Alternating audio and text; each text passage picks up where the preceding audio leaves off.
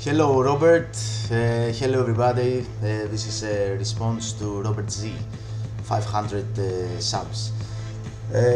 First of all, Paul Kalkbrenner self-album, his first album in the background, just in case somebody's interested on the background tracks. Robert Z, amazing videos really. I'm watching almost every video you are uploading because you are making me laugh, and I believe this is something very important nowadays. Of course, you have some very good records. Our music taste is a bit different, but it doesn't matter. I'm a big fan of your channel. Keep it up, mate, and congratulations again for your 500 subs. This is a very interesting contest, I think, because most of us are interested on some records, but we are calling them grails. My personal opinion on grails is that a grail is something that you don't own in your collection, and actually that's the meaning of the definition Holy Grail, I believe. For example, I was looking for a lot of records all of those years, and when I found them, the grail status have changed. I mean that the records that I don't have are always more important than the records that I have. So I'm gonna show you some examples for some grails that I own in my collection, but nowadays, in my priorities, the records that I want now are more important than the records that I have. Of course, there are a lot of reasons that someone will tell that a record is a grail for him, but for me, a grail is a record that I'm looking for a long period of time. And for some reason it's hard to get. Maybe it's expensive, or maybe it's hard to find. I'm gonna show you some records that was Holy Grails for me. First of all, Kraftwerk Tour de France, the remasters of 2009. The reason that this is a grail for me is because I'm a big Kraftwerk collector. All the remastered 2009 versions of the original Kraftwerk albums are quite pricey, and they are beautiful records with inner booklets with lots of pages, as you can see here. So this is a reason that Kraftwerk remasters are always holy grails for me, and this is the only remastered Kraftwerk record that I have in my collection, so you can consider all the rest as a holy grail of mine. This is a record that was a holy grail of mine. It was very expensive to have it on Discogs. You can't find it online. I couldn't find it in any record store that I went.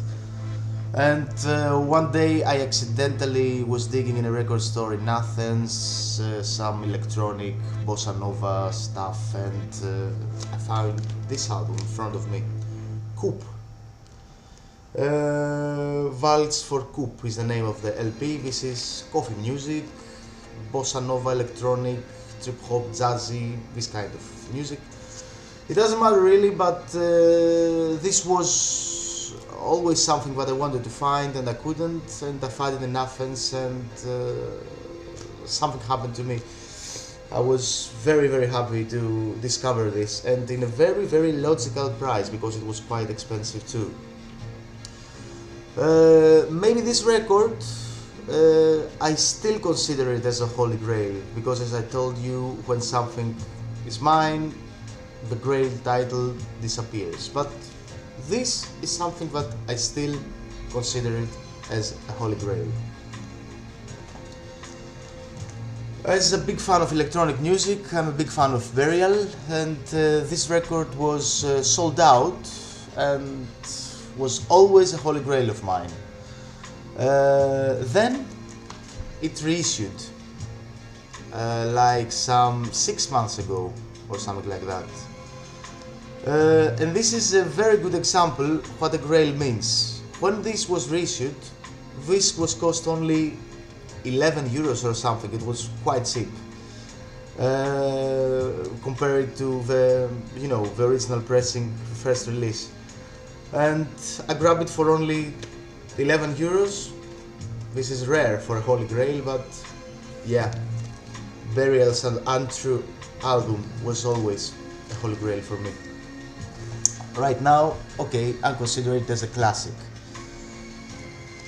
What else? Yeah, this was a record that I was always wanted to have, especially the last year when I was starting collecting other records except from my techno and electronic stuff.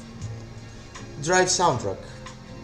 It was quite expensive, it was always hard to get, and also it was very hard for me to find the pink. Let me show you the pink pressing of the album. Of the soundtrack, actually. Cliff Martinez, Drive, amazing soundtrack, by the way. Double LP. This was a holy grail of mine, really. Well, not anymore. Right now it's a classic, but that's my true example of a grail. Something that you want to have and you don't have it in your collection. That's my approach on holy grails. Another one, classic. Blade Runner by Vangelis. This was very expensive, and one day I ordered it. Of course, it's an amazing soundtrack and totally worth the money, but that's my definition of a grail. I'm gonna name only one of my current holy grails that I don't have it in my collection, and it's the album Temperamental by Everything But The Girl. It was very expensive to find, very hard to find, and not reissued yet. Maybe if one day it was reissued or accidentally I'm gonna find this album on digging, I will take it, I will listen to it, I will be super duper excited, and then the grail status will drop. Well, that's my story. Very interesting question, Robert, and please continue to make this kind of videos. I believe that you are offering something different to the vinyl community. It seems like you are spending a lot of time to create a video, with all this dressing and funny stuff and funny ideas that you are doing. Thank you for watching. Congratulations once again for your 500 subscribers, and stay in touch. Cheers from Greece. Bye.